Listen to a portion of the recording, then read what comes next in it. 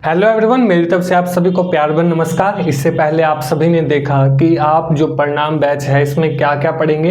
ये जो क्लास होने वाली है, क्लास तो नहीं, ये तो जो वीडियो होने वाली है, इसमें हम मैथमेटिक्स का डिटेल्ड में सिलेबस देखेंगे कि हम क्या पढ़ेंगे इस बैच में। तो आपके लिए काफ़ी बेनिफिशियल होने वाली है। आप चाहे स्क्रीनशॉट लेना चाहे तो ले सकते हैं। ठीक है, सबसे पहले तो स्टार्ट करें हम बेसिक से। बेसिक आपका मतलब जैसे डिविजिबिलिटी रूल हो गया या फिर एलसीएम एचसीएफ हो गया, इसके एक दो वीडियोस आएंगे जिसमें इंट्रोडक्शन टाइप हो गया, जो कि आपने काफ़ी छोटी क्लासेस में पढ़ा, क्योंकि बेसिक से कम्प्लेक्स की तरफ जाएंगे हम इस सभी में। तो सबसे पहले वो बेसिक वाली वीडियो आपके पास आ जाएंगे। उसके बाद हम एरिया एंड वॉल्यूम, जो आपका मेंसुरेशन के टॉपिक्स आते हैं, जिसमें हम अलग अलग जैसे क्यूब 2D या 3D फिगर्स हो गई, वो सारी चीज़ें पढ़ेंगे, उनके फॉर्मूले पढ़ेंगे, उसको कैसे अप्लाई करेंगे क्वेश्चन में अलग अलग तरीकों से, वो हम सब देखेंगे। उसके बाद एवरेज, औसत आ जाता है। औसत, अब एवरेज इंपॉर्टेंट इसलिए हो जाता है क्योंकि इससे आपके जैसे आपका और रेशियो वाले क्वेश्चंस होंगे या मिसलिनियस क्वेश्चंस होंगे, तो ये एलसीएम एचसीएफ भी थोड़ा सा हो जाता है इसमें।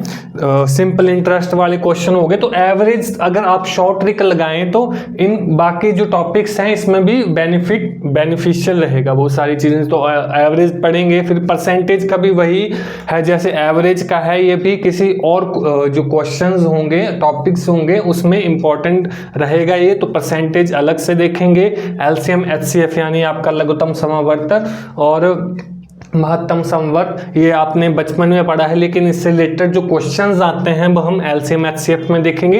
प्रॉब्लम्स ऑन ट्रेन और टाइम एंड डिस्टेंस, दूरी और समय, काफ़ी रिलेटेड क्वेश्चंस हैं रेलगाड़ी पर, या फिर आपके बोर्ड वाले भी आगे पढ़ेंगे। रेलगाड़ी पर आपके क्वेश्चंस आते हैं कि किसी रेलगाड़ी ने एक खंबा इतने टाइम में कवर किया, या फिर उसको प्लेटफॉर्म को कवर करने में कितना टाइम लगाएगा। तो उससे रिलेटेड, ट्रेन से रिलेटेड और टाइम और डिस्टेंस रिलेटेड ये क्वेश्चंस हम पढ़ेंगे। उसके आगे चलेंगे, कैसे भूल सकते हैं प्रॉफिट एंड लॉस को, लाभ और हानि को बचपन से हम पढ़ते आ रहे हैं। प्रॉफिट परसेंटेज, लॉस परसेंटेज, इसमें भी आपका परसेंटेज और एवरेज काफी इंपॉर्टेंट रोल अदा करता है। उसके आगे चलेंगे पाइप और सिस्टम्स या नल और टंकी से रिलेटेड क्वेश्चंस आएंगे कि दो नलों को एक साथ खोल दें तो टंकी कितने में भरेगी, कितने में खाली हो जाएगी। तो इससे रिलेटेड क्वेश्चंस हम देखेंगे।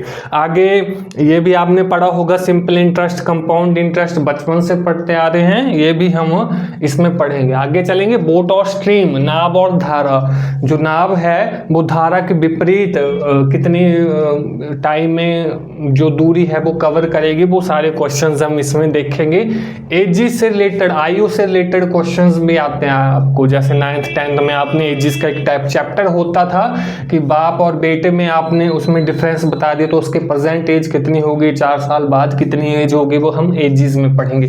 सिंप्लीफिकेशन, हर जो भी आपका मैथमेटिक्स का कोई भी पेपर ले लो जिसमें मैथमेटिक्स एक सेक्शन रहती है, उसमें सिंप्लीफिकेशन का एक आधा क्वेश्चन पूछा ही जाता है। क्वेश्चन दे दी गई होती है बड़ी, आपने वो सॉल्व करनी होती है। तो बॉड मास वगैरह काफ़ी अच्छे तरीके से इसमें पढ़ेंगे हम। आगे हाइट एंड डिस्टेंस, ये भी 10th का एक टॉपिक आता है, ऊंचाई और दूरी, जिसमें ट्रिग्नोमेट्री भी थोड़ी आती है, लेकिन हम टॉपिक में ट्रिग्नोमेट्री को छोड़ के सिंपल ट्रिक से कैसे हम इसको सॉल्व करेंगे वो हाइट एंड डिस्टेंस में भी पढ़ेंगे।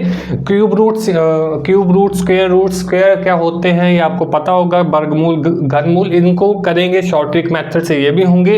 रेशो, अनुपात, ये भी रेशो, किन्हीं दो चीज़ों में रेशो कितनी है, वो सारी चीज़ें। नंबर से रिलेटेड प्रॉब्लम्स हम जो होंगी वो भी इसमें कवर करेंगे। और मिसलिनियस में मैंने ये डाल दिया कि जो इन स्पेसिफिक इसका नाम नहीं दिया जाए, लेकिन मैथमेटिक्स में वो क्वेश्चन आते हैं, वो मिसलिनियस में आ जाएंगे। बाकी अगर आप ऐसा सोचते हैं कि ये कम है तो आप कमेंट बॉक्स में बता सकते हैं कि हाँ जी सर ये टॉपिक रह गया, तो आप इसको भी करवाएं, हम वो भी कवर करवा देंगे।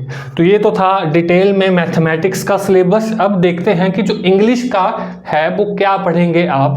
चलिए इंग्लिश की तरफ चलते हैं। इंग्लिश के बारे में बात की जाए तो इंग्लिश का जो सिलेबस होता तो काफ़ी छोटा है, लेकिन इसमें ये रहता है कि आपको ये सारी चीज़ें याद करनी पड़ती हैं। अब मैथमेटिक्स में आपको फॉर्मूले याद हो गए तो आप क्वेश्चन सॉल्व कर सकते हैं, लेकिन इसमें ये सारी चीज़ें याद होनी चाहिए। सबसे पहले सबसे बेसिक चलेंगे पार्ट्स ऑफ स्पीच, जिसमें 8 कैटेगरीज होंगी आपके, non pronoun, verb, adverb, adjective, preposition, conjunction और इंटरजेक्शन। तो ये इसमें डिटेल्ड में एक एक आपको चीज़ें बताई गई हैं कि नाउन क्या होता है, प्रोनाउन क्या होता है। तब ये यहाँ पर क्वेश्चन कैसे आते हैं, ये तो हो गया कि आपको समझा दिया होती क्या है चीजें, क्वेश्चन कैसे बनेंगे। आपने देखा होगा कि इंग्लिश का जो पैटर्न आता है या किसी भी टेस्ट में, वहां पर फिल इन द ब्लैंक्स काफी होते हैं। आपने कोई एक वर्ड चूज करना होता है, वो सारी चीजें। तो 5 से 10 नंबर का जो आता है वो आपका यहां से और सब्जेक्ट वर्ब एग्रीमेंट से ही आ जाता है कि आपने फिल इन द ब्लैंक्स करने। तो ये वो सारी चीजें इसमें आती हैं, वो आपको डिटेल्ड में बताया गया है कि वो आप कैसे फिल करेंगे। तो वो सारी चीजें आगे सब्जेक्ट वर्ब एग्रीमेंट,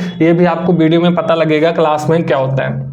बाकी 3 सबसे इंपॉर्टेंट, नरेशन, टेंस और वॉइस।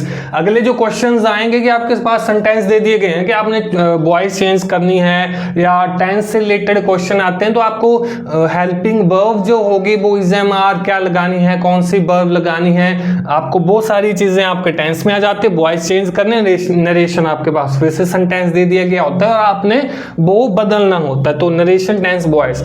और अब याद रखने वाली चीजें क्या होती हैं, वो होती है इडियम्स एंड फ्रेजेस, वो आपके मुहावरे वगैरह हो गए, वन वर्ड सब्स्टिट्यूशन, अनेक वर्ड, क्या बोल, हिंदी में हमने पढ़ा है अनेक वर्ड, अनेक वर्ड्स बोल रहा हूँ, अनेक जो अक्षरों सेंटेंस के लिए एक वर्ड जो होता है वो इसमें पैराग्राफ हो गए, उसमें से आपको क्वेश्चन नीचे दिए गए होंगे, आपने वो निकालने हैं, एंटोनिम, सिनोनिम्स। तो ये जो 4-5 चीजें हैं ये याद करने, पैराग्राफ को छोड़ गए क्योंकि वो तो आपने वहां पर देखना है। अब इनकी आपको पीडीएफ्स प्रोवाइड कर दी जाएंगी, एंटोनिम, सिनोनिम्स आपके ग्रुप में रोज आपको 10-10 एंटोनिम, सिनोनिम्स आते होंगे, वो आपने याद करने वाली चीजें हैं। बाकी वो सारी चीजें आपको पढ़ाई जाएंगी, ठीक है जी। ये सारी चीजें आपको याद करनी पड़।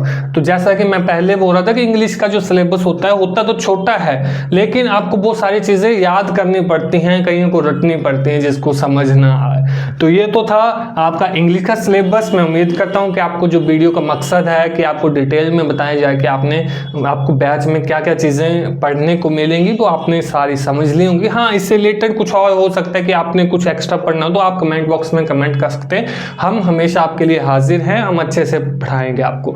बस आपसे इजाजत लेते हैं, इस वीडियो में बैच में मिलते हैं, तब तक के लिए इजाजत दीजिए। This is Gaurav Sharma signing off. जय हिंद, वंदे मातरम।